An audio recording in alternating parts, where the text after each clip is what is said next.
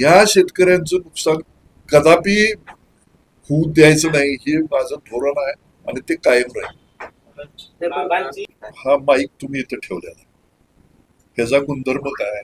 इकडं बोललेलं तिथं रेकॉर्ड करणे हे त्याचा गुणधर्म किंवा तिथं संकलित करणे. माणसाचा जमिनीचा मालक बदलला, माईकचा मालक बदलला, गुणधर्म बदलत नाही. शेतकऱ्यांच्या हितासाठी आजपर्यंत आम्ही झगडत आलो, लढत आलो.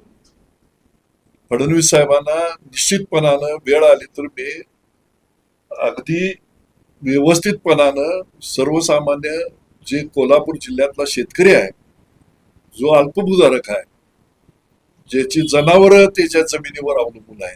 आज 19 लाख लिटरचं संकलन होतंय कोल्हापूर जिल्हा दूध संघाचं. हे शेतकऱ्याच्या कष्टातून म्हणजे सकाळी 6:30 पासून उठून धारा शेण घाण करणाऱ्या आणि वैरण काढी करणाऱ्या कुटुंबाकडून हे संकलन होत आहे. परंतु वैरणीच्यासाठी पाण्यासाठी हे शेतकरी सगळे अवलंबून आहेत शेतीवर आणि त्यामुळं ह्या शेतकऱ्यांचं नुकसान कदापि होऊ द्यायचं नाही हे माझं धोरण आहे आणि ते कायम राहील.